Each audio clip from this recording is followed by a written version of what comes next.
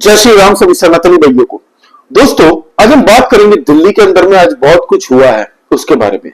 दिल्ली विधानसभा का जो क्षेत्र चल रहा है दोस्तों, उसका आज आखिरी दिन था और ये सीएजी रिपोर्ट हेल्थ इंफ्रास्ट्रक्चर पे जो आया हुआ है दोस्तों, जो चौंकाने वाला घोटाला सामने आया है आम आदमी पार्टी का, उस पर चर्चा होनी थी।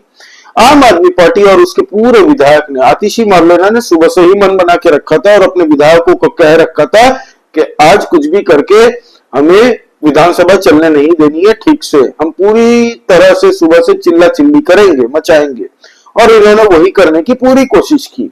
हालांकि सुबह से ही ये लोग चिल्ला चिल्ली मचाने चालू कर दिए थे।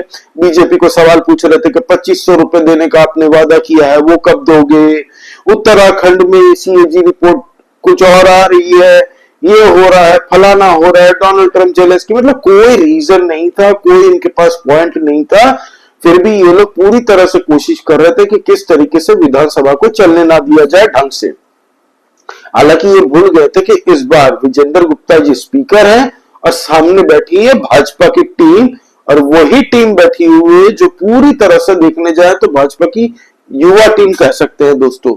सीएम रेखा गुप्ता जी, आतिशी को भी पता नहीं है इनके बारे में। सीएम रेखा गुप्ता जी ने तो आज आतिशी मार्लेना को भी एक चुटकी काटते हुए उन पे तंज भी कस दिया कि जिस तरीके से केजरीवाल ने अपने शीश महल के अंदर में स्वाति मालीवाल को बुलवा के पिटवाया था, तो हम उम्मीद करते हैं कि आप सुरक्षित रहो, आपको भी कहीं पिटवा ना दे। और स्पीकर विजेंद्र गुप्ता जी ने दो आम आदमी पार्टी के बदतमीज सांसद को निकाल के फेंक दिया मार्शल बुलवा के। क्यों? क्योंकि ये लोग अनपार्लियामेंट्री वर्ड यूज कर रहे थे। और दूसरी बात कि दोस्तों, इन लोगों को पता नहीं है कि how to behave in parliament. Parliament में क्या बातें होती है, किस पे चर्चा हो रही है, तो उस पे तंज कसो, उस पे कोई पॉइंट है नहीं इन लोगों के पास में। यही होता है जब आप सड़क से किसी को भी उठा के पार्लियामेंट भेजते हो ना, जिन्होंने दबा के माल लूटा, दिल्ली को 12 साल तक बर्बाद करते रहे दोस्तों, इस तरीके से घोटाले किए हैं। अभी तो 14 सीएजी रिपोर्ट में से सिर्फ 2 ही आई हैं। एक है इनका लिक्विड गेट, आपको पता है लिक्विड स्कैम कैसे किया था, 2000 करोड़ का घोटाला किया इन लोगों ने, दिल्ली के टैक्स पेयरों के पैसे लूटे हैं। और साथ ही साथ में दोस्तों अब आइए जो हेल्थ इंफ्रास्ट्रक्चर की रिपोर्ट, उस पर मैंने अलग से वीडियो की थी कि क्या क्या गिनवाए हैं। हालांकि हेल्थ इंफ्रास्ट्रक्चर में भी इन लोगों ने जितने भी वादे किए थे, एक भी वादों पे ये लोग पूरा नहीं उतरे हैं। हम लोग 32,000 बेड लगा देंगे, बड़ी बड़ी डिंगे हाँके थे अरविंद केजरीवाल और उसके हेल्थ मिनिस्टर उस वक्त के सत्येंद्र जैन ने। 1357 अब तक 12 साल के अंदर में सिर्फ और सिर्फ 1357 बेड ही वहां पे लगाए हुए हैं। 27 दिल्ली के अस्पतालों में से दोस्तों 15 में आईसीयू नहीं है, 16 में ब्लड बैंक नहीं है, 12 में एम्बुलेंस नहीं है। तो ये सब चल रहा है। और भ्रष्टाचार का सबसे बड़ा अड्डा तो दोस्तों मोहल्ला क्लिनिक होने वाला है। मोहल्ला क्लिनिक इतना भ्रष्टाचार में लिप्त है। इसकी जो पुरानी रिपोर्ट आई थी दोस्तों, उसमें कहा गया था कि 70% से ज्यादा पेशेंट्स ऐसे हैं जिनको 1 मिनट के कम समय के अंदर में उनको देख के उनको बता दिया कि आप जाके ये दवाई ले लो, और 1 मिनट के अंदर डॉक्टर ने अटेंड करके छोड़ दिया उनको। 1 मिनट से कम। भाई 1 मिनट में क्या होता है, प्रेस्क्रिप्शन में नाम, एज, वजन करने में ही चल जाता है। तो इतना इस लेवल पे फर्जीवाड़ा हुआ है। मोहल्ला क्लिनिक पे भी जांच होने वाली है दोस्तों, और मुझे लग रहा है कि भाजपा ने ऑलरेडी एसआईटी की टीम गठित कर दी है। क्यों? क्योंकि मोहल्ला क्लिनिक किसकी जगह पे बनी है, कितना रेंट जा रहा है, क्या मार्केट रेट से ज्यादा रेंट जा रहा है, ये सब। थर्मामीटर मोहल्ला क्लिनिक में नहीं है, तो मोहल्ला क्लिनिक किस काम का भाई? एक साधारण सी थर्मामीटर। मैं बाकी चलिए मेडिकल डिवाइसेस की बात ही नहीं कर रहा हूं। हेल्थ इंफ्रास्ट्रक्चर के लिए दोस्तों सेंट्रल गवर्नमेंट से जितने फंड इन लोगों को दिल्ली सरकार में अलॉट किए गए थे, आधे से ज्यादा तो अनयूज्ड है, पैसे यूज ही नहीं किए। तो ये पैसे गए कहां भाई? अभी तो खाली 2 ही सीएजी की रिपोर्ट आई है, तो आम आदमी पार्टी की फट के फ्लावर हो चुकी है। अभी तो बाकी और 12 रिपोर्ट आने वाली है। टोटल 14 रिपोर्ट जो है ना सीएजी में। कहा जा रहा है कि डीटीसी की जो आएगी सीएजी रिपोर्ट डीटीसी पे, उसमें 35,000 करोड़ से ज्यादा का घोटाला किया हुआ है इन लोगों ने। और ये आम आदमी पार्टी केजरीवाल और उसके 9 रत्न हैं जो जेल में तिहाड़ में लिक्वर गेट में घुस चुके थे, अभी बेल पे बाहर है, पता नहीं कितने दिन, क्योंकि हमारे भारत के अंदर में ये सिस्टम चलता है कि कई नेता कन्विक्ट हो जाते हैं, माँ बेटे भी कन्विक्ट हो जाते हैं और उनको तुरंत बेल मिल जाती है और वो लोग फॉरेन घूमते हैं, चुनाव लड़ते हैं बिंदास, फिर उनको बुलावा कब आएगा दूसरी बार किसी को नहीं पता अभी तक। हालांकि अरविंद केजरीवाल चुनाव हारने के बाद से गायब है, बीच बीच में वो एक्स प्लेटफॉर्म पे ट्वीट कर देते हैं, इक्का दुक्का किसी को विश कर देते हैं, रमजान मुबारक कर देते हैं, महाशिवरात्रि की बधाई दे देते हैं, तो यही कर रहे हैं वो।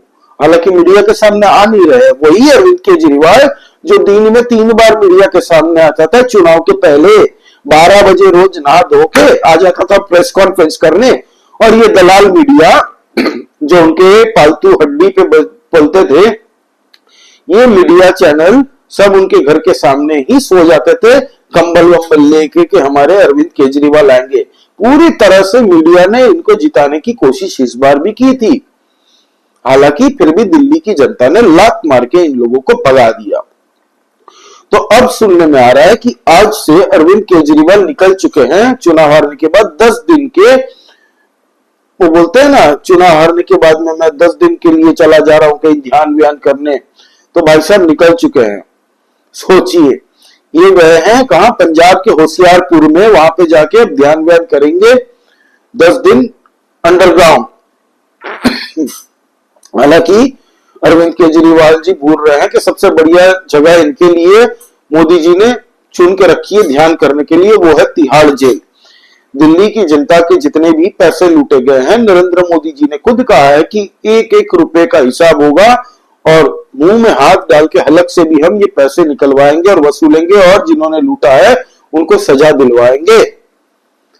अब बात है दोस्तों पंजाब में इन आम आदमी पार्टी का पूरी तरह से फोकस शिफ्ट हो चुका है दिल्ली से, क्योंकि दिल्ली में अब करने को कुछ है नहीं अगले 5 साल तक। अब आने वाले एमसीडी खाली चुनाव है, बस वही है, और वहां पे भी बीजेपी की अभी अनऑफिशियली मेजोरिटी चल रही है। चुनाव होते के साथ में एमसीडी भी भाजपा के पास में आ जाएगी और ट्रिपल इंजन सरकार चलेगी, सेंटर में भी, स्टेट में भी और एमसीडी में भी। इसीलिए आम आदमी पार्टी की पूरी डोर कमान दिल्ली यूनिट की दे के रखी है आतिशी मारलेना को लीडर ऑफ अपोजिशन बनवा के। हालांकि आतिशी मारलेना की क्या हैसियत है किसी को नहीं पता, वो भी एक बस वो बोलता है ना प्रोटेस्ट की पैदाइश है। विदेशी कुछ फंडेड ऐसे एनजीओ थे बड़े बड़े जो चाहते थे भारत की राजनीति में भारत के खिलाफ काम करने वाली कुछ ऐसी ताकतें पनपे, इसीलिए फोर्ड फाउंडेशन जैसे कई ऐसे बड़े बड़े एनजीओ विदेशी ताकतें हैं जिन्होंने प्रोटेस्ट के द्वारा कुछ लोगों को प्लांट किया भारत के सिस्टम के अंदर में, और ये भी वही से आई हुई है। ये वही आतिशी मारलेना है जिनकी माताजी और पिताजी ने जो अफजल गुरु पार्लियामेंट में अटैक किया था, जिसने उसकी मौत की याचिका को माफी दे दी जाए, उसको फांसी ना दी जाए, इसलिए चिट्ठी लिखी थी प्रेसिडेंट को और कोर्ट में भी इन लोगों ने अपील की थी कि आप इनको, इस आतंकवादी को फांसी मत दीजिए, इसको बचवा लीजिए, सोचिए, इनको माफ कर दीजिए। तो ये आतिशी मारलेना उनकी ही बेटी है। हालांकि अरविंद केजरीवाल की कृपा से ये पॉलिटिक्स में आई और मनीष सिसोदिया के दया से आशीर्वाद से ये पनपी आम आदमी पार्टी में। इनको कई ऐसे डिपार्टमेंट दिए गए, जल बोर्ड के भी सीएजी रिपोर्ट जब खुलेगी तो उसमें आतिशी मारलेना के भी नाम आएगा। अभी तो आतिशी मारलेना के ऊपर में कोई ऑफिशियल केस है नहीं, लेकिन ये मैडम ज्यादा दिन बच नहीं पाएंगी। जैसे जैसे रिपोर्ट आएगी, जैसे जैसे एसआईटी रिपोर्ट आएगी, इस पर ईडी सीबीआई सबकी इन्वेस्टिगेशन टीम जांच करेगी, उसके बाद में दोस्तों इसकी भी जेल होना पक्का है। तो ये वही आतिशी मारलेना है। जब अरविंद केजरीवाल के पास कोई ऑप्शन रहा नहीं तो इसको टेम्पररी डम्मी चीफ मिनिस्टर बना के रखा खाली दिखावे के लिए, और इसके भी ड्रामे कम नहीं थे। अरविंद केजरीवाल की कुर्सी को ऐसे प्रणाम कर रही है, फूल माला पहना के पास में एक कुर्सी का टुकड़ा लेके बैठ गई वहां पे कि मैं तब तक नहीं बैठूंगी जब तक हमारे अरविंद केजरीवाल जी जेल से बाहर नहीं आ जाते।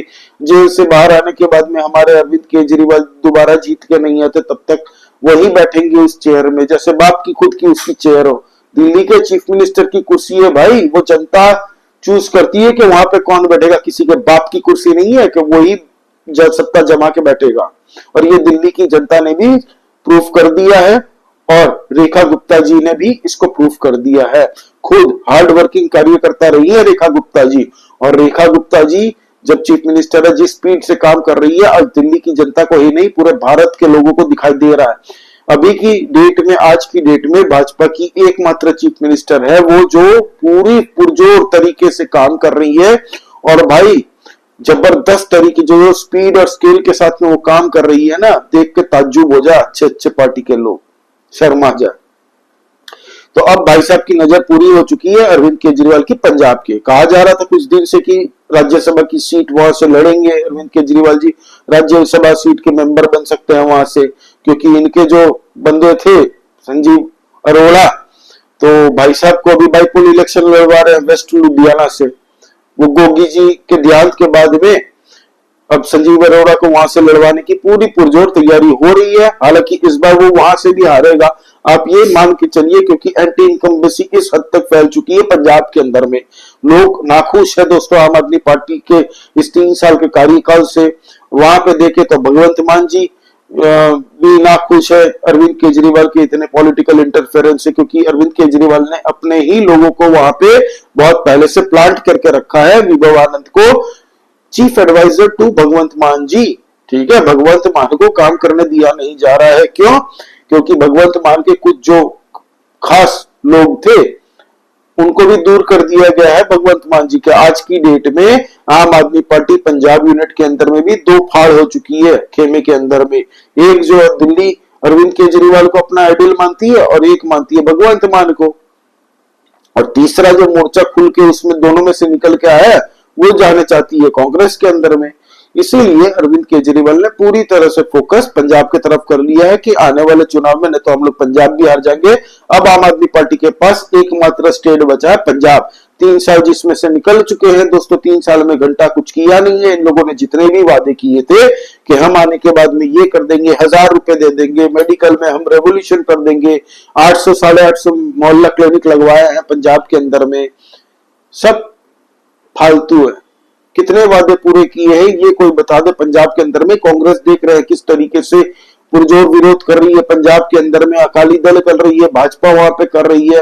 तो आम आदमी पार्टी को अब डर सता रहा है कि हम अब पंजाब भी ना हार जाए, क्योंकि पंजाब हारते के साथ ही आम आदमी पार्टी की राजनीति खत्म, और वो दोबारा अब दिल्ली के अंदर तो आने से रहे, पंजाब में भी मुझे नहीं लगता कि अब वो आएंगे। क्यों मैं ये कह रहा हूं? क्योंकि आम आदमी पार्टी के दिल्ली की जो यूनिट थी, अरविंद केजरीवाल समेत बहुत सारे ऐसे कैबिनेट मिनिस्टर जो भी करप्शन के केस में इन्वॉल्व थे, करप्शन करने में, ये सीएजी रिपोर्ट आने के बाद में इसके ऊपर में जांच बैठेगी, और ये लोग आज नहीं 6 महीने बाद, साल भर बाद जेल तो इनके लिए पक्की है। इसीलिए अरविंद केजरीवाल चाह रहे हैं कि भाई कैसे भी करके मैं एक सत्ता पालू, राज्यसभा का मेंबर बन जाऊं। हालांकि संजीव अरोड़ा इस बार हारेंगे, देखते हैं क्या होता है। संजीव अरोड़ा का बयान बड़ा इंटरेस्टिंग सा आया है दोस्तों कि 7 ऐसे राज्यसभा के मेंबर हैं जो खुद अपनी सीट देना चाहते हैं अरविंद केजरीवाल को कि आप आइए। मतलब अरविंद केजरीवाल जी को डिसाइड करना है कि वो क्या चाहते हैं। पंजाब से अगर राज्यसभा की सीट चाहते हैं तो कोई दिक्कत नहीं है, वो आराम से यहाँ से आ सकते, मेंबर बन सकते राज्यसभा के। हालांकि बहुत टाइट चल रहा है वहां पे, अंदर ही अंदर कलह चल रहा है।